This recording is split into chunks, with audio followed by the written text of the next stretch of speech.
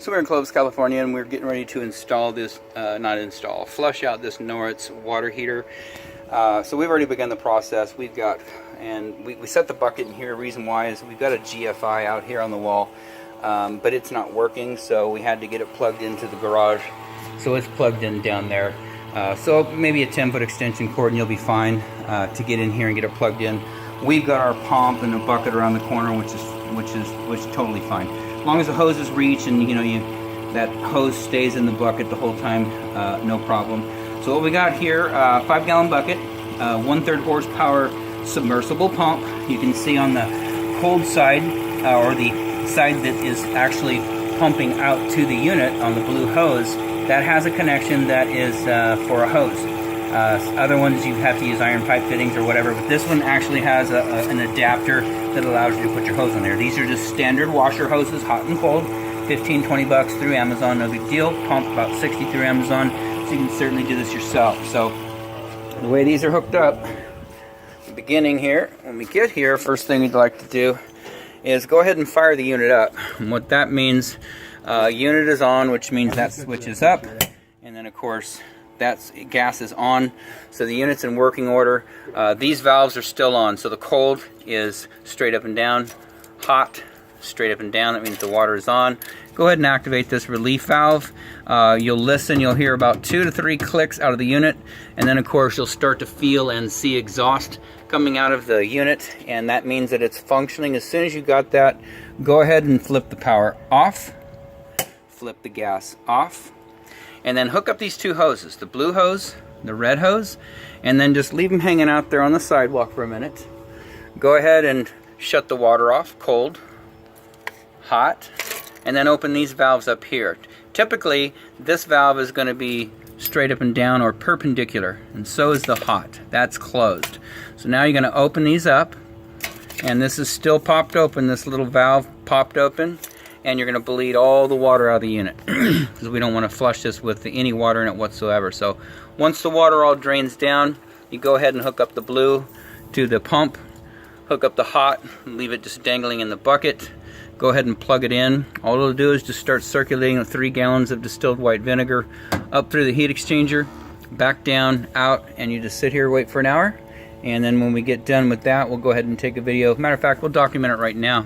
The end product, what's going to happen is once that hour is up, we're going to go ahead and do something first. We're going to disconnect the pump and shut the cold water off right here and this is the flush side. So we're going to take the cold valve and turn it off.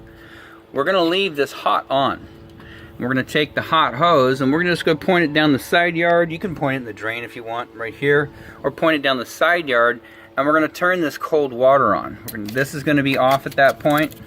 We're going to turn the cold water on. What it does, and then just take that hot hose, point it down the side yard, turn the cold water on, and it's going to begin to flush the remainder of the vinegar, because it's going to hold a little bit of vinegar in there.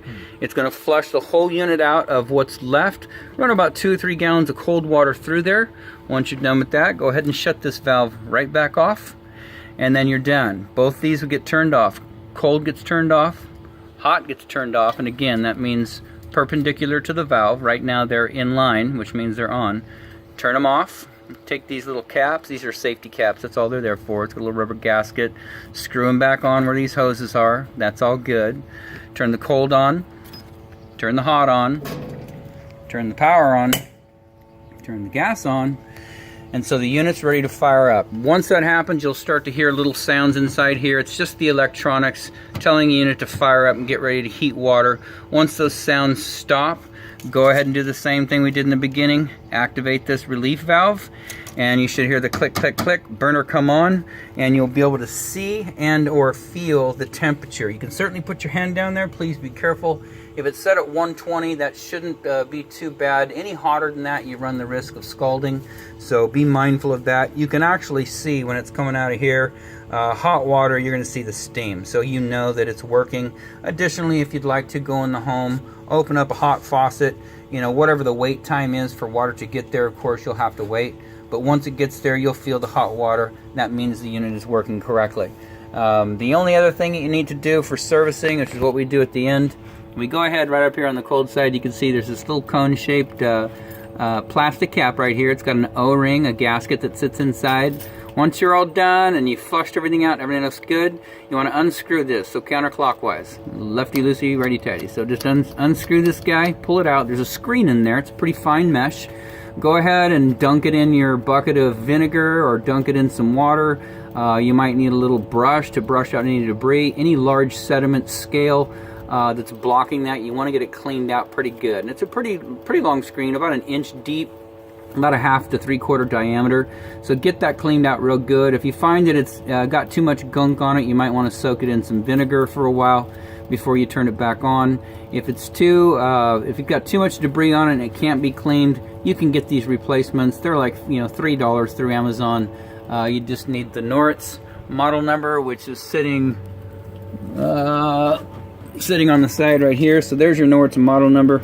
That's the NRC 711, and the OD is for outside natural gas.